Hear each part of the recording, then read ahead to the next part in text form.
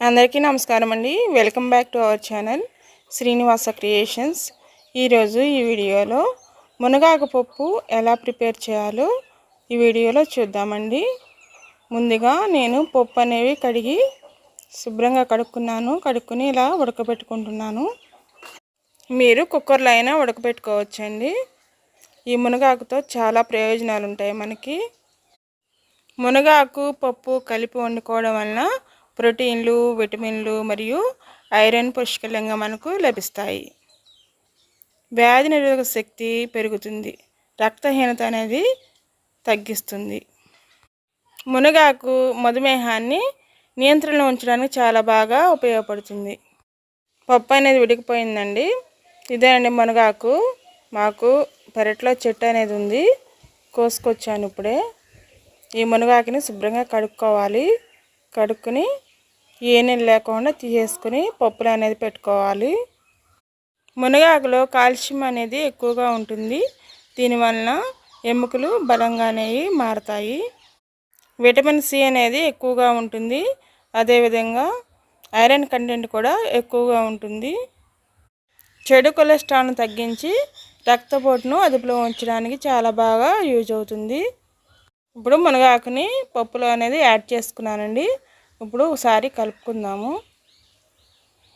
ఈ మునగాకు బరువును కూడా నియంత్రించడానికి చాలా బాగా ఉపయోగపడుతుంది.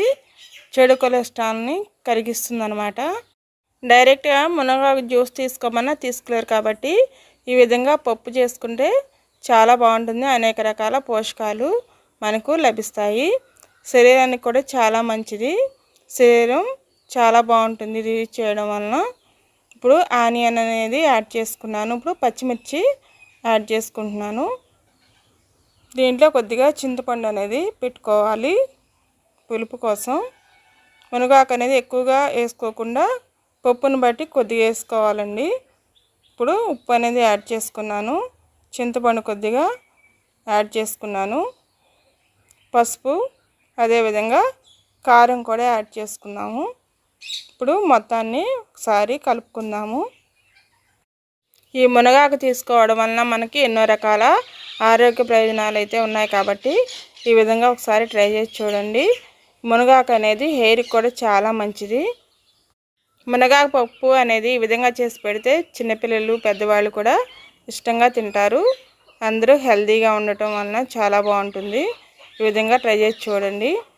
నేను దీంట్లో కొద్దిగా సాంబార్ పొడి అనేది యాడ్ చేసుకున్నాను. మీకు ఇష్టమైతే యాడ్ చేసుకోండి, లేదంటే లేదు. యాడ్ చేయడం వలన రుచి అనేది కొంచెం ఎక్కువగా వస్తుంది. ఇవన్నీ యాడ్ చేసుకున్న తర్వాత ఒక 5 నిమిషాలు అనేది ఉడికించుకోవాలండి. ఇప్పుడు ఉడికిపోయింది. ఇప్పుడు దీన్ని ఈ విధంగా మెత్తగా చేసుకుంటున్నాను. మెదుపుకుంటున్నాను పప్పుని. మెదుపుకున్న తర్వాత ఇప్పుడు తాలింపుకి ఒక బౌల్ అనేది, ప్యాన్ అనేది పెట్టుకుంటున్నాను స్టవ్ మీద. ఇది తీసి పక్కన పెట్టేసుకుందాము. పప్పు మెదిగిపోయిందండి. ఇప్పుడు బాండీ పెట్టుకున్నాను. దీంట్లోకి ముందుగా ఆయిల్ అనేది యాడ్ చేసుకోవాలి. ఈ విధంగా పప్పు అనేది మునగాకుతో వారానికి ఒకసారి లేదా 2 వారాలకు ఒకసారి అన్నా ట్రై చేసి చూడండి. మధుమేహం, అదేవిధంగా బీపీ ఉన్నవాళ్ళు ఈ విధంగా యూజ్ చేయడం వలన తగ్గుతుందన్నమాట. తాలింపు దినుసులు అనేవి యాడ్ చేసుకున్నాను. ఇప్పుడు జీలకర్ర కొద్దిగా యాడ్ చేసుకున్నాను. ఇప్పుడు వెల్లుల్లిపాయని కొద్దిగా దంచుకుని యాడ్ చేసుకోవాలి. ఎండుమిర్చిని ముక్కలుగా చేసుకుని యాడ్ చేసుకున్నాను. కొద్దిగా కరివేపాకు. ఇప్పుడు పప్పు అనేది దీంట్లో తాలింపులో యాడ్ చేసుకుంటున్నాను. అంతేనండి, పప్పు మునగాకు పప్పు అనేది రెడీ అయింది. ఈ వీడియో నచ్చినట్లయితే లైక్ చేయండి. అలానే మన ఛానల్ని ఎవరైనా కొత్తగా చూస్తుంటే సబ్స్క్రైబ్ చేసుకోండి. హైప్ని ప్రెస్ చేయండి. హైప్ని ప్రెస్ చేయడం వల్ల ఇంకా ఎక్కువ మందికి ఇది వీడియో అనేది రీచ్ అవుతుంది. వాళ్ళకు కూడా ఉపయోగపడుతుంది. చూడండి ఎంత బాగుందో. మునగాకు పప్పు అనేది చాలా రుచిగా ఉంటుంది. ఈ విధంగా ట్రై చేసి చూడండి. మళ్ళీ సరికొత్త వీడియోతో మళ్ళీ కలుద్దామండి. అంతవరకు థ్యాంక్స్ ఫర్ వాచింగ్.